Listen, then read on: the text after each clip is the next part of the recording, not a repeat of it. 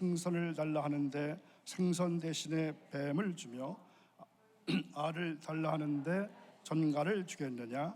너희가 악할지라도 좋은 것을 자식에게 줄 알거든 하물며 너희 하늘 아버지께서 구하는 자에게 성령을 주시지 않겠느냐 하시니라. 아멘. 이제 남성교회 회원들 나오셔서 찬양해 주시겠습니다.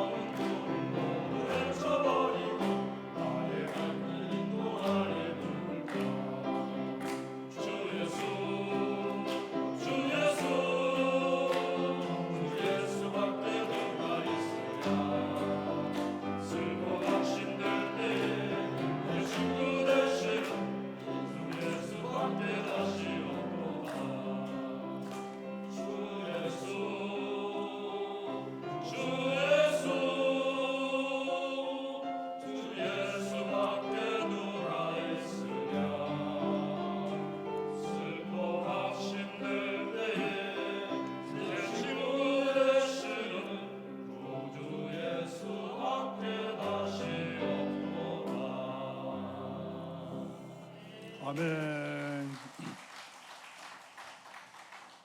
귀한 찬양 감사합니다.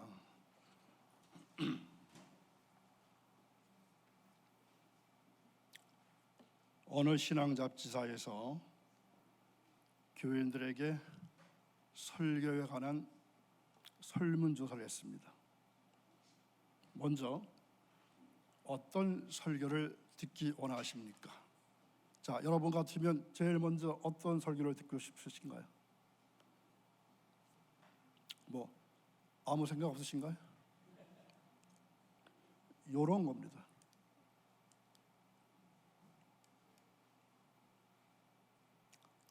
어떤 설교?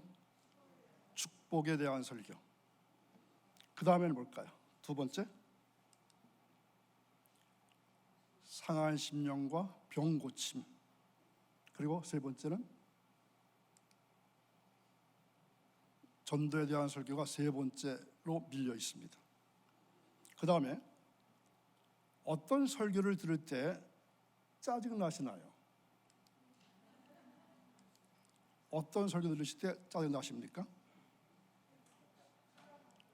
네? 어떤 설교? 요겁니다. 여러분들이요, 회개하십시오. 그 첫 번째 싫어요. 짜증나요. 두 번째, 그래도 전도가 조금 더 올라와 있습니다. 또 하나는 뭘까요? 안 나온 거, 요거요. 그 다음에, 그렇다면 부담되는 설교는 어떤 것인가요? 부담입니다. 부담. 뭘까요?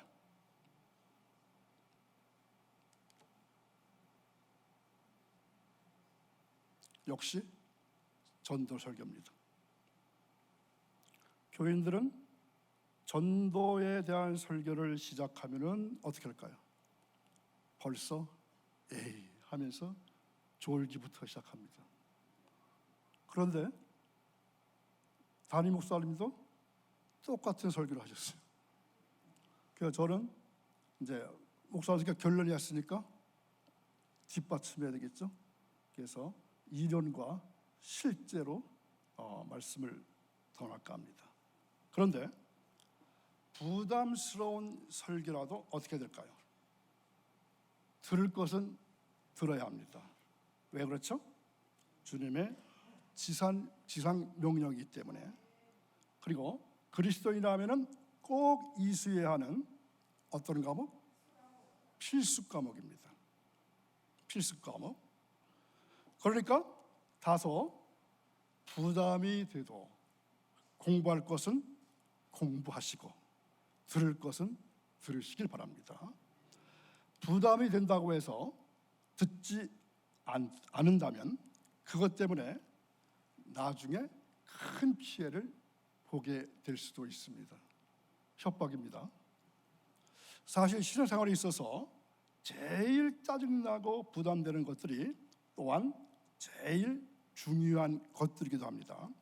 그리고 그 중에서도 가장 중요한 것이 바로 뭐라고요? 대답 안 하실 거죠? 전도입니다.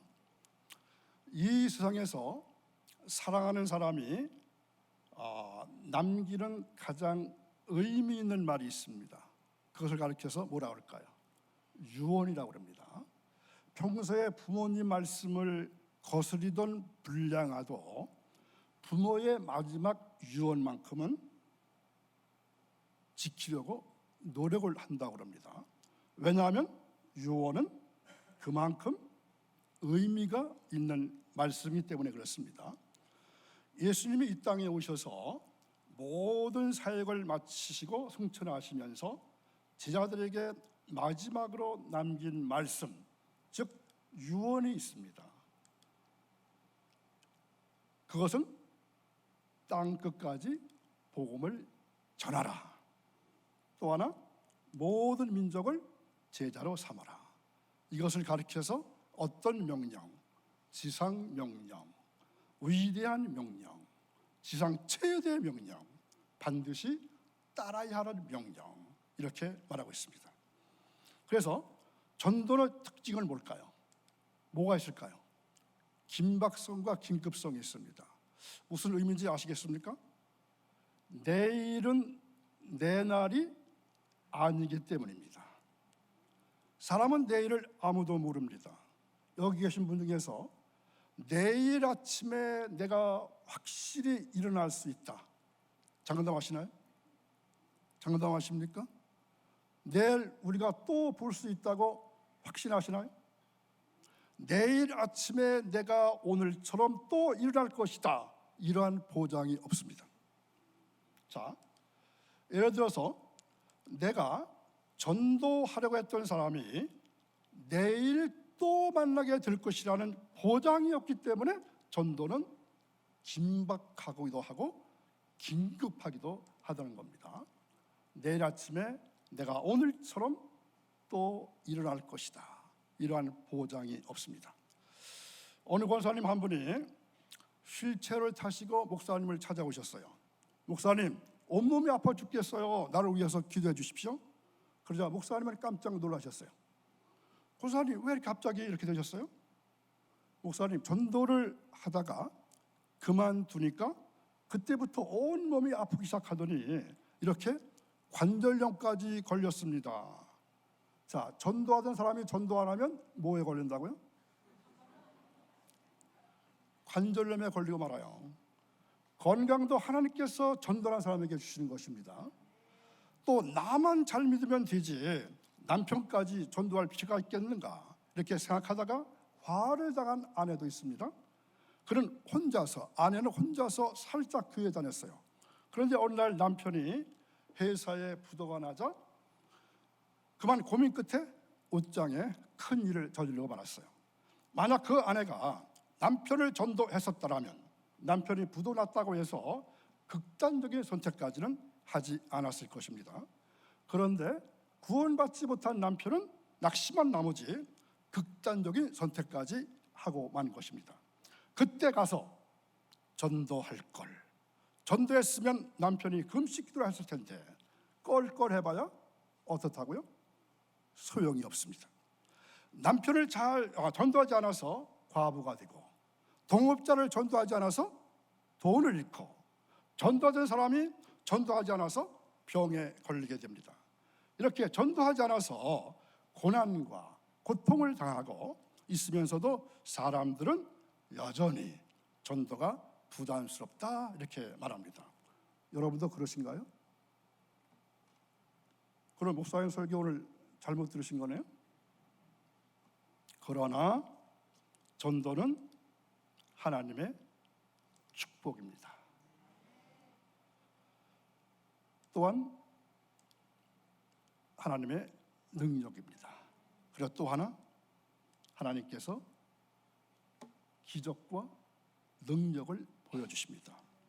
그래서 저는 여러분이 부담스러워하고 짜증스러운 하는 설교인데 여기에 대해서 또 설교를 하려고 합니다. 그러니까 미니 시리즈 3편 중에서 첫째 편은 들으셨죠? 이제 지금 두째 편입니다. 이제 한 편은 나머지는 다음 주 수요일 날 할 것입니다. 자, 우리 교회 남선교회와 여선교회가 조직되어 있습니다. 연초가 되면은 각 선교회마다 뭐 하죠? 회장을 선임하고 뭐 총무를 뽑고 조직을 하고 계획을 세우고 이제 1년을 시작하게 됩니다. 지금 뭐 9월 초하루지만 아무튼 9월입니다. 그럼 지금쯤은 각 선교회에 열매가 있어야 되지 않을까요? 아직 꽃도 안 폈나요? 전도에 대한 계획은 어떻게 세워져 있습니까? 제가 생각하기는 명실공히 이름 그대로 선교회가 되어야 합니다. 선교하는 일보다 더 급한 것은 없습니다. 이것을 제쳐놓고 야유회나 먼저 가시든가 아니면 단합한다고 그렇죠? 식사부터 하신다든가 그것은 순서가 바뀐 겁니다.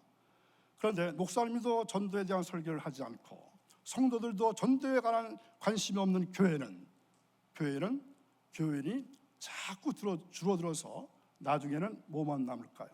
건물만 남고 맙니다. 그런데 이게 개인뿐만이 아니고 교회뿐만이 아닙니다. 국가도 마찬가지입니다.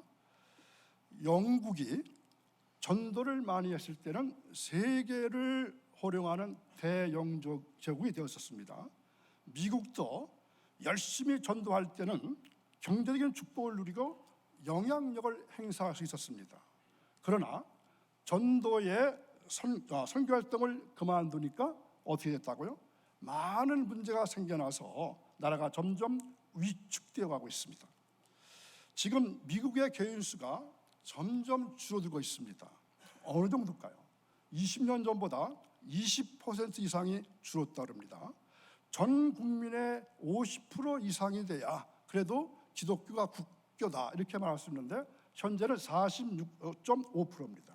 그러니까 이제 벌써 50%가 깨지고 말았어요. 이제는 미국을 가리켜서 기독교 국가다 이렇게 말할 수가 없게 되었습니다. 자, 나라도 교회도 개인도 전도할 때 축복받고 흥황하게 됩니다. 회사도 전도의 목적을 가지고 일할 때 하나님께서 책임져 주시는 것입니다. 지금 세계에서 선교사를 가장 많이 보내는 나라가 그래도 아직까지는 미국입니다. 얼마쯤 될까요? 약 12만 7천 명쯤 됩니다.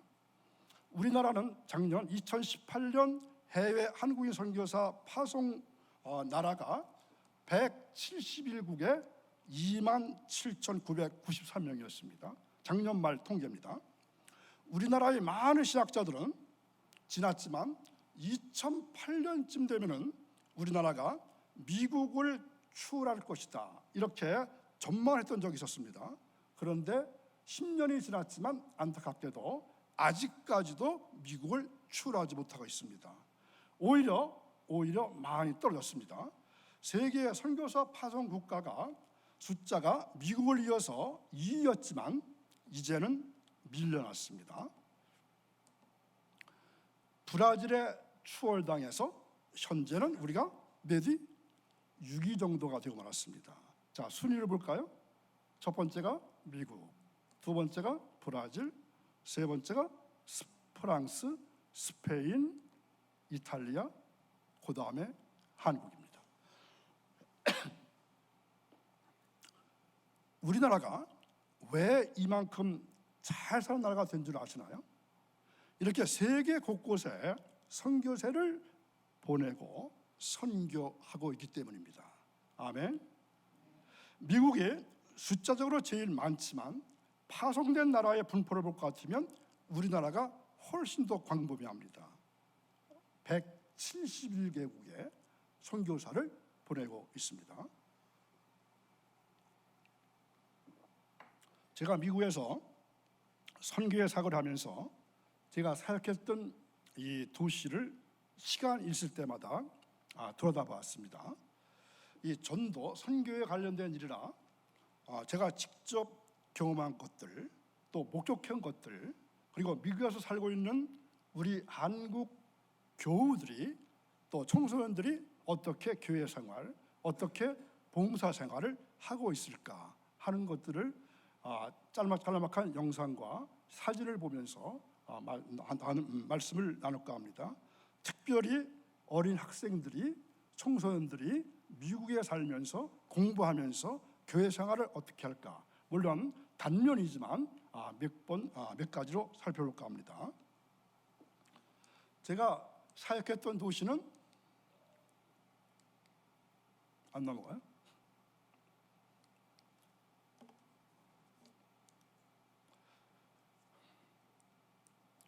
샌바나지노. 춤에 이 도시 갈 때는 저 발음이 얼마나 안 돼서 한참 헤매게 됐는데요. 이 도시는 약 20만 명 정도 되는 인구를 가지고 있습니다. 이곳에서 이 라스베가스까지는 약 3시간 정도 걸리고요. 한국 사람들이 LA에 왔다가 꼭 가는 곳이 있거든요. 이 까마존이라고 하는 곳에 이 명품을 살 수 있는 아울렛이 있습니다. LA에 왔던 한국인은 거의 다 가셨을 것입니다. 갔다 오신 분 계시나요? 거기까지는 1시간 반 정도. 조금 더 가면은 온천지대인 팜스피라는 곳이 있습니다. 거기까지 한 2시간 정도. LA에서는 한 1시간 10분, 15분 정도 걸리는 지역입니다. 동쪽으로요. 그래서 거기에 울타리 선교교회를 세웠습니다. 근데 우리 왜 교회와 선교회를 이렇게 제가 제시하고 있을까요? 이 교회나 선교회를 하기 위해서는 그 시에다가 등록을 해야 합니다. 그래야 물도 공급해주고 전기도 달아주고 수도도 연결해줍니다. 그래서 시에 가서 물어보니까 이 교회와 선교회를 허락받는 조건이 틀립니다. 그러니까 교회는 주변 사람들에게 동의를 구하지 않아도 되는데 선교회는 주변 사람들에게 동의를 구해야 됐고요. 그리고 이 진행하는 비용도 이 교회가 훨씬 덜 들었어요. 그래서 처음에 교회를 했다가 나중에 이 선교회로 바뀌게 됩니다. 이게 그 도시의 샌바나지노라고 하는 도시의 시청입니다. 뭐 그렇죠. 이게 제가 사역했던 그 교회 건물이죠. 그 십자가가 있는 데가 사실은 먼저는 덴탈, 그 치과하던 곳이고, 그 옆에가 이게 3개의 주소가 되어 있거든요. 그래서 이 십자가 왼쪽 쪽이 교회당으로 썼던 곳입니다. 이게 교회 그 앞쪽이고요. 이건 후면입니다. 주차장입니다. 여러분 이 건물을 보면서 뭐 느끼시는 게 없으신가요? 색깔이 좀 그렇죠? 왜 저 색깔을 핑크색으로 입혔을까요? 눈에 잘 띄잖아요. 그리고 그 도시에 처음 왔으니까 이 도너스를 가지고 처음에는 교회로 오지 않을 테니까 가지고 그 시내 빈민 아파트 앞에 가서 이제 나눠주려고 했거든요. 그럼 나눠주면서 이제 다음 주부터는 저 13가 디스트리트에 있는 그 핑크색 건물이 있거든. 글로 오면 줄 거야. 선전하기 위해서 핑크색으로 했는데 나중에는 그 미국에서 핑크색을 쓰는 건물을 듣고 놀랐습니다. 어떤 용도로 쓰는지 아시나요? 핑크색 건물. 성인용품을 파는 데가 저 핑크색 건물을 치르더라고요.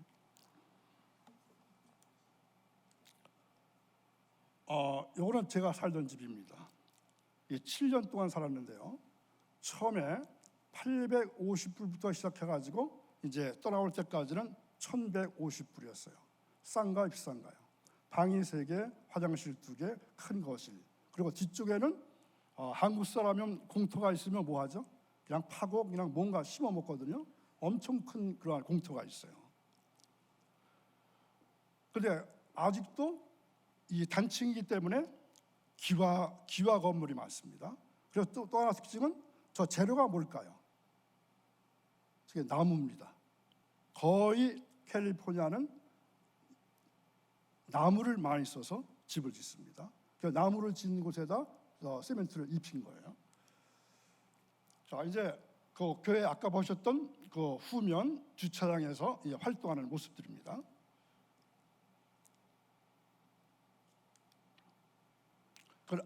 교회 안이었고요. 저 설교하는 모습인데 그래도 영어로 설교했습니다. 그래서 반대편이고요. 이건 예배 끝난 다음에 온 사람들에게는 이 점심을 제공했습니다. 이제 점심 먹는 거 보는 거고요. 자, 이거 동영상 틀어주시기 바랍니다. 2번이네. 2번.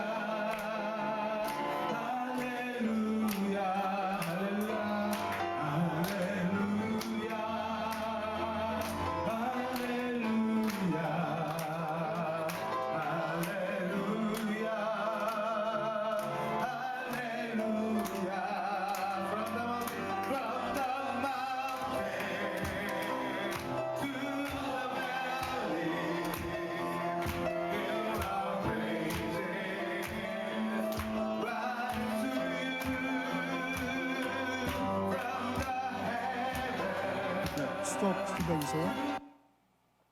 어떻습니까?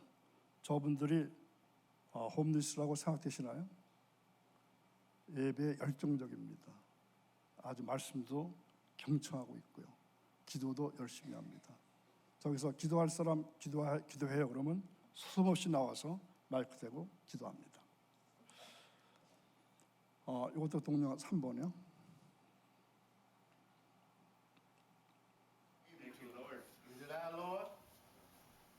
뭐 하는 거죠? 성만찬. In the name of Jesus. Likewise, he took the cup, which represents the shed blood for life. Yes. Blood is life. And we stand a chance if we just repent and come on home in the name of Jesus. Drink it in remembrance of Christ's death, burial, and resurrection. Amen. Praise the Lord.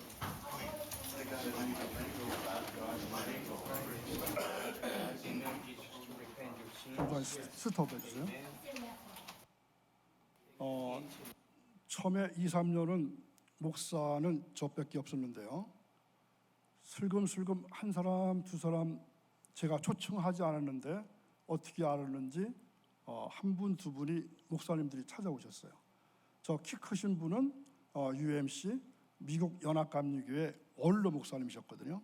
그래서 제가 얼마나 많은 큰 도움을 받았습니다. 그래서 예식 같은 거는 저분에게 다 위임해드렸어요. 그리고 검은 분도 그 감리교회 목사님이었고요. 또 한 분 스페니시 멕시코 목사님이었습니다. 그래서 넷이서 전에는 저 혼자 설교했지만은 이제 넷이서 한 주씩 돌아가면서 이제 말씀을 전하게 됐습니다. 이거 어떠신가요? 이거 보신 적 있으신가요?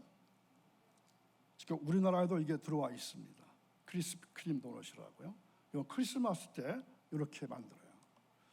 그래서 이걸 가지고 이제 처음에 초창기 때는 동네에 가서 이렇게 직접 전달했습니다. 그러면서 이제 다음부터는 13가 디스트리트 핑크하우스로 와 그렇게 했죠. 자, 저기서 뭐가 보시나요? 새역광점이겠어요. 이거 동영상 몇 번인가요? 4번. This is not yours. You can vote. That does not mean that since you are going to heaven, you can't do the things that people do. You do it, but they don't mean anything. They are secondary. Greater is He who is in you than who is in the world. Right? Jesus is in you. Jesus is the greater thing. He went before you, and when you are going after Him, you are more than a conqueror because you don't live on your own. You live by His own standard. 이번엔 케냐 출신 사람인데 케냐에서 신학 공부를 했어요. 종교학 공부를 했어요. 그래서 저도 초청을 안 했는데 저분도 언제부턴가 오기 시작했어요. 그래서 얘기를 나누다 보니까 충분히 평신도로서 사역할 수 있겠더라고요. 그래서 이 토요학교, 어린이 토요학교를 맡겼고요. 그래서 저분이 이제 예배 전에 성경 공부도 했고요. 저건 어린이들이 모여서 이 추수감사절 때 추수감사절 파티를 하고 있는 장면입니다. 식사하기 전에 간단히 예배를 드리고 있는 장면입니다. 저렇게 매일같이 가서 저걸 담아다가 이제 교회로 가져옵니다. 저게 몇 다진쯤 될까요? 한 30다진 넘습니다. 처음에 갈 때는 저거 간단히 들었는데 점점 갈수록 무거워지더라고요.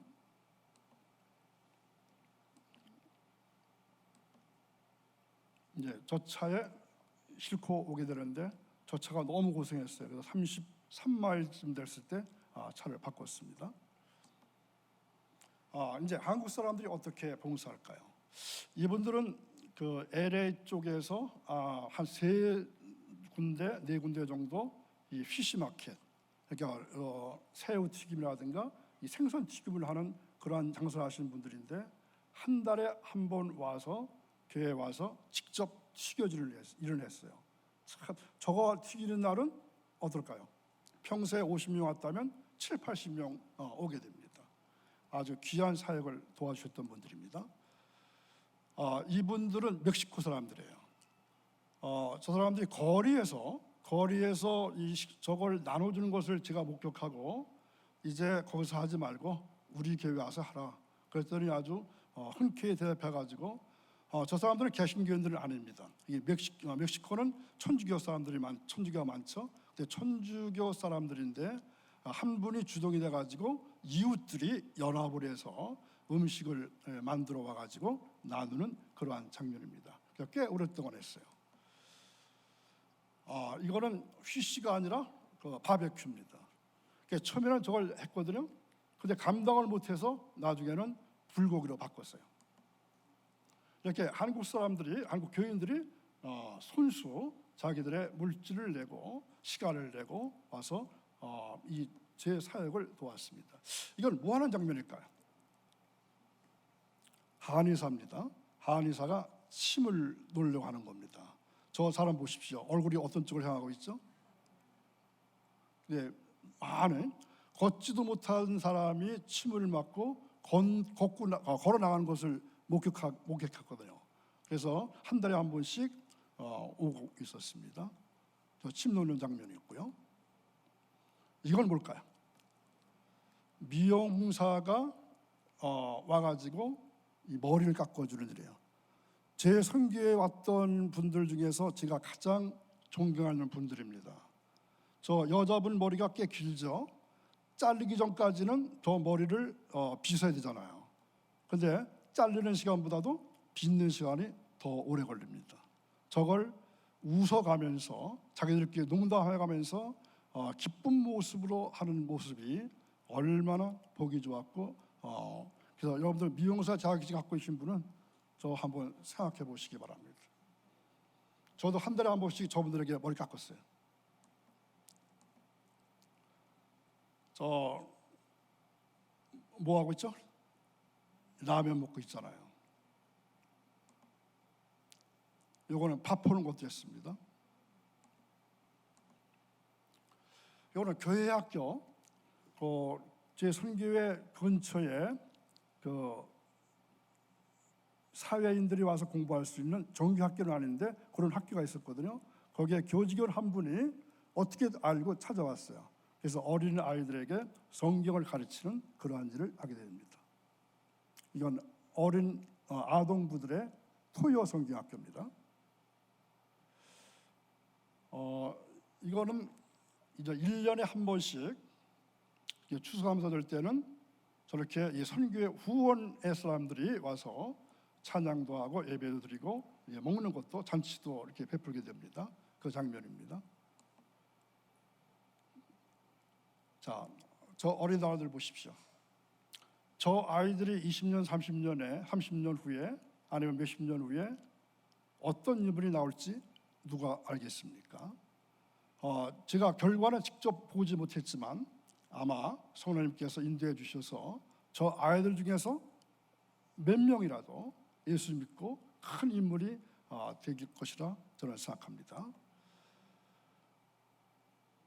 이거는 이제 아까 말씀드린 대로 행사 때 학생들이 온 거였고요. 이건 야드 세일입니다. 미국에는 그 야드 세일 또는 거러지 세일 주차장에서 한다고 해서 그렇게 이름 붙이죠. 자기가 갖고 있는 물건 중에서 필요 없는 것들을 내놓고 이게 파는 겁니다. 그런데 제 선교회에 이 한국 교회들이 큰 교회들이 1년에 몇 차례씩 교인들에게 옷을 가져오게 해가지고 제 선교회에 갖다 줍니다. 그러면 너무 많으니까 그걸 분류합니다. 제일 먼저는 뭐 할까요?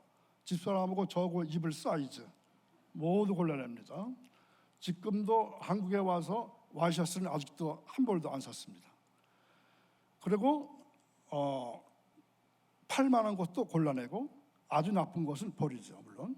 그리고 이 테이블에다가 저걸 갖다 놓으면은 오는 사람들이 다 골라가게 됩니다. 무조건 1불 세일입니다.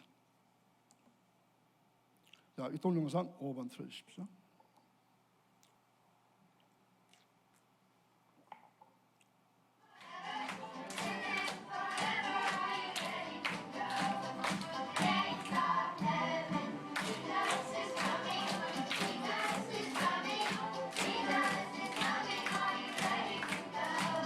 Yes, 또 1년에 한 번씩 성경학교 하는 겁니다.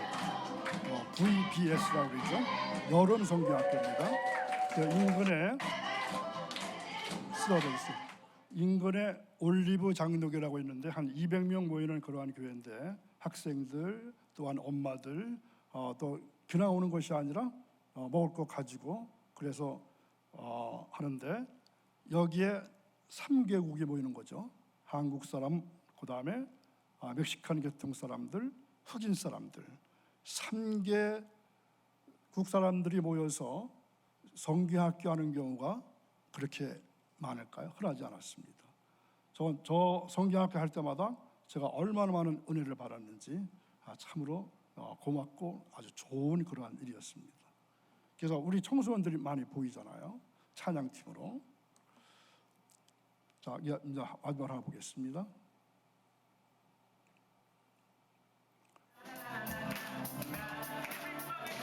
자, 우리 청소년들입니다. 잘은 하지 못하지만 저렇게 시간을 내고 또한 열심히 배우고 해서 1년에 한 번씩 행사를 한다는 게 쉬운 일은 아니었습니다.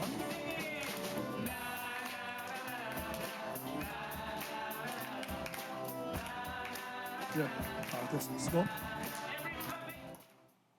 또 많은 여성계들도 보이죠. 요거는 그 시의 로터리 클럽에 종사하는 사람들과 합심해서 오늘 추수감사절 행사를 했던 그러한 사진입니다. 이 건물 어떻게 보시나요?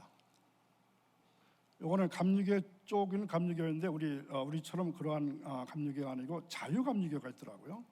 거기에서 그 교회 건물인데 한 500명 이상 모이는 그런 좌석이 있는데 제가 가봤을 때는 11시 예배를 가봤는데 미국 사람들이 드리는 예배가 아니라 멕시코 사람들이 예배를 드리고 있어요.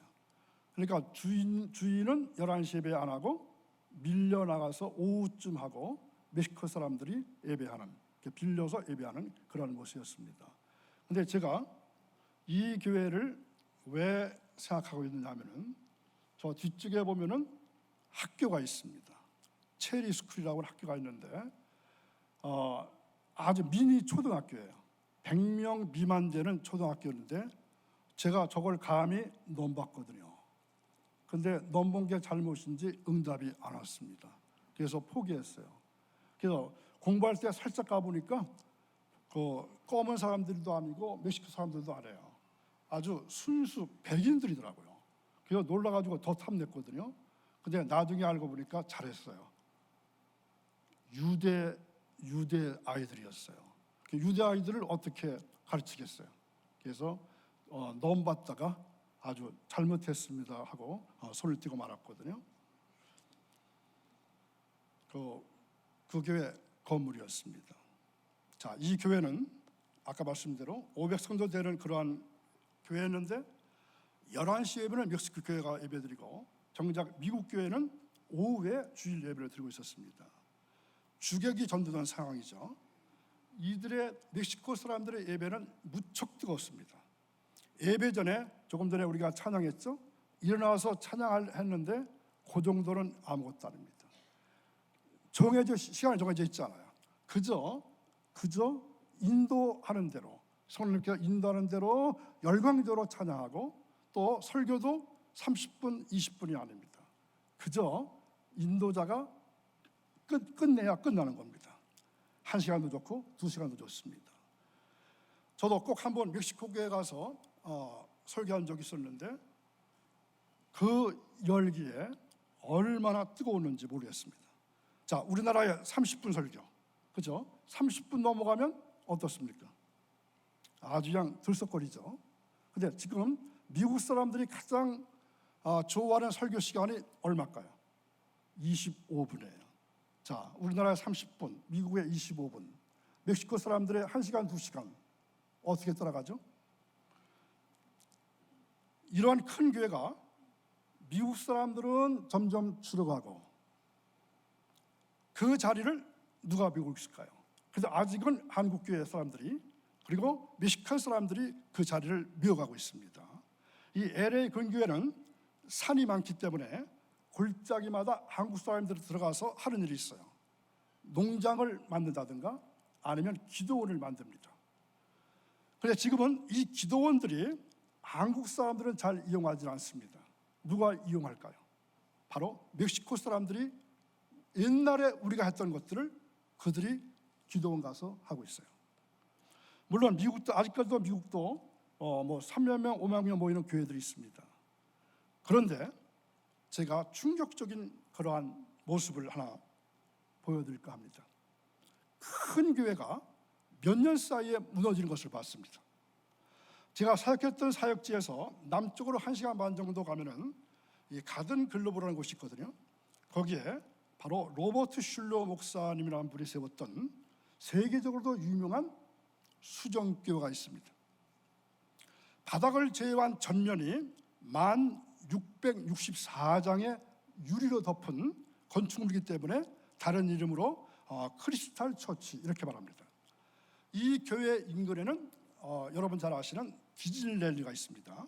그래서 캘리포니아의 유명한 관광 명소 중에 하나가 이 교회입니다. 그런데 이 교회가 개신교의 흔적을 지워버리고 그리스도교 로마 캐톨릭 성당으로 바뀌었습니다. 2012년에 이 교회가 파산 신청을 합니다. 그리고 이 천주교에서 매입해가지고 무려 7년 동안 리모델링 공사를 해가지고 지난 7월 17일에 성당으로 새롭게 문을 열었습니다. 천주교 오렌지 카운티 교구 이렇게 이곳을 넘어갑니다. 한때는 교인 수가 10,000명이 넘었는데 아들에게 세습해 주었어요. 그런데 아들은 이 전임 아버지 목사님이 하던 방법을 다 뒤집으려고 합니다. 그러다가 아버지와 충돌이 생겨가지고 쫓겨내고 그 다음에 이어서 딸이 이어받았는데 딸도 마찬가지였습니다. 그런데 이 몰락 원인 중에 세습 문제도 있는데 더 큰 문제는 자녀 세대들에게 신앙을 제대로 전수하지 못해서 젊은이가 없는 교회가 더 큰 문제였습니다. 이것은 기독교 2000년 역사에서 반복되어 온 이야기입니다. 예루살렘 교회, 안디옥 교회, 빌립보 교회 등 사도행전과 계시록에 나타나 있는 모든 교회들은 지금 하나도 남아있지 않습니다. 유럽의 교회나 미국의 교회도 사라졌거나 지금 사라지고 있습니다. 이 교회는 1955년에 세운 교회입니다. 그런데 2012년에 57년 만에 이 교회가 문을 닫고 말았습니다. 이 남캘리포니아는 로버트 슐러가 세운 아까 말씀드렸던 이 수정교회 크리스탈 처치, 그리고 이거 많이 어디서 본 것 같지 않습니까? 지난번 우리가 작년인가요? 운동했던 5월달에 운동했던 거기 어디죠? 광림 어디죠? 광림 수도원인가? 거기에 저런 동상이 많지 않습니까? 바로 여기에서 본딴 거거든요. 그래서 릭 워렌 목사의 세들백 교회, 이거 목적 이끄는 삶을 썼던 분 3만 명이 모이는 교회입니다. 척 스미스 목사의 갈보리 채플 3만 5천 명 정도 모입니다. 이런 교회 셋 중에서 한 교회가 무너지고 말았습니다. 로버트 슐러 목사님은 돌아가셨고 저 척 스미스 목사님도 돌아가셨습니다. 세계적으로 유명한 교회가 불과 몇 년 사이에 무너진 중요한 이유가 무엇이었다고 했습니까? 자녀들에게 제대로 신앙을 전수하지 못했다는 얘기입니다. 그래서 전도는 누구부터 하는 게 필요할까요? 가정 구원이 먼저입니다. 자녀, 부모, 친척을 먼저 전도해야 합니다. 또한 교회 학교의 중요성, 자녀들에게 부모의 신앙보다도 더 강하게 전수해줘야 하는 이유입니다. 또 젊은이들에게 전도해야 할 이유입니다. 몇십 년 전만 해도 우리 한국교회가 주일학교가 넘쳤고 주일 성수를 생명처럼 여겨왔습니다. 이와 같이 초기 보수적인 선교사들이 전해주었던 복음을 다른 한국교회는 생명력이 넘쳤습니다. 민족을 살렸고 나라를 일으키는 희망이었고 원동력이었습니다. 그런데 이 땅에 복음이 전해진 후에 약 100년까지의 일이 그때 계속됐습니다. 그러나 언제부턴가 이 종교다운주의라든가 또 유럽이나 미국 교회를 보고 배운 신세대 지도자들이 나서면서부터 교회는 처음에 열정을 잃어가 버리기 시작했습니다. 현대교회는 신앙 대신 무엇을 택했나요? 물질을 택했습니다. 희생 대신 출세를 택했습니다. 축복은 돈으로 나타나고 명성으로 확인되고 권세로 증명됩니다. 자녀들에게 믿음보다는 땅을 남겨주려 하고 지식의 근본인 성경보다는 학교 성적을 더 중요시합니다. 교회보다는 어디가 먼저고 학원이 먼저고 기도보다는 과학 공부가 더 먼저입니다. 그래서 가정 예배는 골통품화 되어버렸습니다. 고3이 주일 예배에 참석하면 어떤 사람으로 취급받죠? 문제아로 취급받습니다. 교회 건물은 화려해지고 명함에는 가짜든 부실이든 박사학위가 있어야 체면에 선다고 합니다. 신앙, 양심, 도덕, 윤리, 상식, 보편적 가치보다는 법조문에 의지하는 최저급 수준으로 스스로 내려가 버리고 말았습니다. 이런 결과 복음이 전파된 지 겨우 몇 년 만에, 130년 만에 한국교회는 이제 사양길로 접어들었다, 이렇게 주장하는 사람들이 많아지기 시작했습니다. 이 일을 어떻게 해야 되겠습니까? 어떻게 해야 될까요? 최고급 건물, 사회적 명성, 장엄한 음악, 웅장한 행사, 화려한 가운, 크리스탈 교회 로버트 슐러 목사가 세운 그 교회가 무너지고 말았습니다.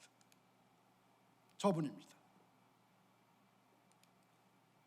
이분의 영향을 입은 한국교회 목사님은 조용기 목사님하고 우리 감리교 광림교회, 그래서 번영신학을 추구합니다. 적극적 사고를 통해서 성공의 삶을 살 수 있다고 주장해 왔습니다. 최고급 건물, 사회적 명성, 장엄한 음악, 웅장한 행사, 화려한 가운, 이게 아무런 소용이 없었다는 얘기입니다. 그래서 지금 한국교회는 성경으로 돌아가서 내 자녀에게 부지런히 가르치라,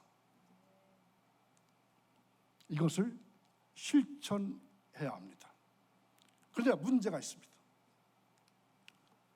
부모님들이 자녀들에게 어떻게 성경을 가르쳐야 하는지, 어떻게 제자 삼아야 하는 것인지 여기에 대한 경험도 없고 방법도 모른다는 것입니다.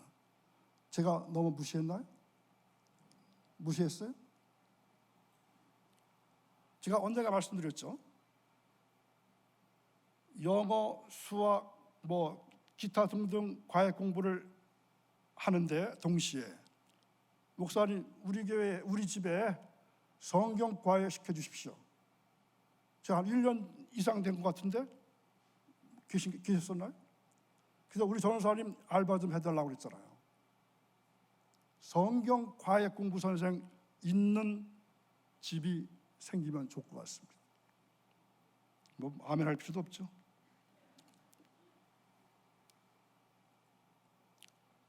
이를 위해서 교회는 늦었다 하지만 부모님들을 모아서 어떻게 자녀들을 가르치고 제자 삼을 것인지 이것을 훈련해야 합니다. 아이들을 주일 학교에만 맡겨둬서는 안 됩니다. 과거 신자들 수가 적을 때는 주일 학교를 만들어서 불신자 가정에 아이들에게 말씀을 가르쳤습니다. 물론 지금도 계속해야 할 일이지만 재직들의 가정부터 부모가 자녀들에게 말씀을 부지런히 가르치는 성경적인 원리로 돌아가야 합니다. 이것을 기본이라고 말합니다. 기본으로 돌아가자, 초대교회로 돌아가자. 그래서 아이들은 새벽부터 어디로 보내지 말고, 학원으로 보내지 말고 새벽 기도로 데리고 나와야 합니다. 너무 먼 얘기죠? 말도 안 되는 얘기죠? 그래도 월삭 기도회 때 몇몇 아이들을 데리고 나오는 가정을 볼 때 저 자신은 상당히 흐뭇합니다. 한 달에 한 번 월삭 기도 때만이라도 여러분 자녀들을 데리고 나와 보십시오. 부모가 기도하는 모범을 자녀에게 보여줘야 합니다. 부모가 말씀을 읽고 묵상하고 실천하는 법을 후손들에게 가르쳐줘야 합니다. 평일에는 가정 예배를 통해서 하나님 섬기는 법을 교육하고, 주일에는 온 가족이 함께 모여 예배에 참석해서 공동체로 드리는 예배를 경험하게 해야 합니다. 나라를 위해 기도하고 민족을 위해 눈물 흘리지 않은 사람으로 키워야 합니다. 근데 어느 때부터인가 나라와 민족을 위한 기도가 교회에서 점점 줄어가기 시작했어요. 그렇죠? 얼마 전까지만 하더라도 교회에 남아서 철회하시는 권사님들 많으셨었는데 요즘 교회 가보면 그런 권사님들 별로 많지 않습니다. 제가 있던 모교회가 마포중앙교회거든요. 근데 그 교회는 월요 집회가 있어요. 주일날 예배하고 월요일날 또다시 모여서 예배하면서 그 한 주간을 어떻게 살 것인가 말씀 받은 거 가지고 다시 묵상하고 그럽니다. 그런데 그게 아직까지도 계속되고 있습니다. 그리고 공동체를 위해 헌신하고 희생할 줄 아는 신앙으로 성장할 수 있도록 도와줘야 합니다. 그리고 하나님 제일주의, 성경 중심, 교회 중심의 생활 원리를 회복해야 합니다.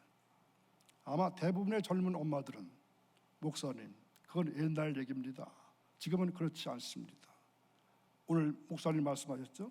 제품은 어떻다고요? 제품은 변하지 않았잖아요. 완성품이잖아요. 그런데 뭐가 변했습니까? 사회가 변했습니다. 내가 변했습니다. 가정이 변했습니다. 구조가 변했습니다. 이제 조금 있으면 더운 여름 동안에 땀 흘려 농사 지었던 것을 수확하는 계절이 오게 됩니다. 그렇다면 우리도 영적인 추수를 해야 되지 않겠습니까?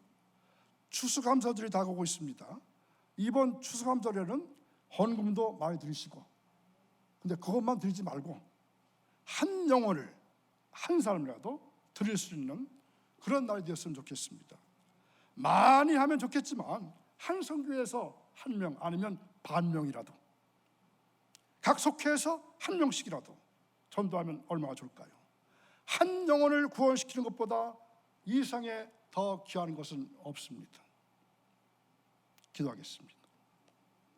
거룩하신 하나님 아버지, 저희들에게 기쁜 소식을 주신 것을 감사합니다. 저희들에게 증인으로서의 소명을 주신 것을 감사합니다. 저희들에게 성령의 능력 주신 것을 감사합니다. 저희들 모두가 이 소중한 것을 받았사오니 오늘 말씀 들은 저희들은 모두가 열심히 복음을 전해서 수많은 영혼이 구원받는 놀라운 역사가 저희들로 하여금 생명나무교를 통해서 일어나게 하옵소서. 이 생명나무교에서 놀라운 전도 역사가 나타나게 하옵소서. 감사하며 예수님의 이름으로 기도하옵나이다.